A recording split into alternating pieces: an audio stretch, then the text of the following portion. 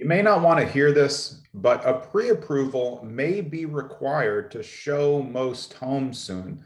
I'm actually going to explain to you why. We work with a lot of new and first-time home buyers who aren't really ready, they think, to get a pre-approval because they think it's going to have a ding on their credit. But really, very soon, I find it hard to believe that most sellers won't require a pre-approval for you to do a private showing. My name is Jonathan Green. I run a big real estate team called Streamlined Properties On-Market, brokered by eXp Realty. And we deal with this every single day. Pre-approvals, when we need them, when we're going to show. We really, as real estate agents, need that pre-approval to show you homes because we need to know that we're showing you the appropriate homes that you can afford and that might work for your long-term budget, your payments. And sometimes even when you're pre-approved for more, it doesn't mean you have to spend that. You want to know how much you can afford so you can decide how much you want to spend. They don't always have to be the same thing. But when you're starting to think about the pre-approval process and going to see homes at private showings with your agent, you really need to think about what is in the best interest of the seller. In this hot market, we're seeing sellers stop showing after a couple days because there's too many showings.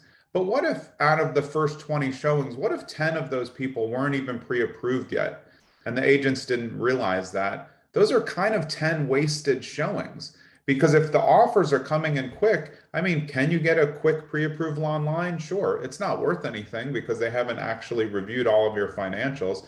A real pre-approval is not just based on user input. They have to review your financials, employment history, credit score, etc. So what about for the seller? If a seller has 30 showings and 20 of those people aren't pre-approved, how great is that to have that traffic in the house? I would say not that great. So as sellers look to make it less showings, but better showings because it's wear and tear on the house, they have to take the dog out, they have to put the kids in the car. Wouldn't you as a seller really only want buyers who are pre-approved at the level that your house is priced at to buy? So as a buyer, you have to think that later you're going to become a seller. And what would you really want as a seller? Would you want anybody coming with an agent just to see your home because it looks nice? I mean, that's nice. And obviously when a house is vacant or newer construction, it's really not that big a deal. But when you're living there and 2 years of COVID, maybe it's a bigger deal to have more bodies through the house. And if they're not pre-approved to even buy the house, shouldn't that just be only set up for the open house? These are the things you want to think of. And this is why I think soon a pre-approval is going to be required. I mean, it happens now, especially on the higher end. You're going to need a pre-approval or proof of funds to show a fair amount of properties. And for us as buyers agents on my team, I tell my agents, everyone's going to get a freebie. You're going to go out without a pre-approval once or twice. We at least want to get you to our lender. They can do a soft pull to see generally what you're going to what value you can afford and then what you want to spend, just so we know we're good and that we're all spending our time the best way. And again, think about the seller. When you become a seller after you've bought your home, what if you have 50 showings and you hear that 42 of them weren't even pre-approved at that price point? Would that bother you?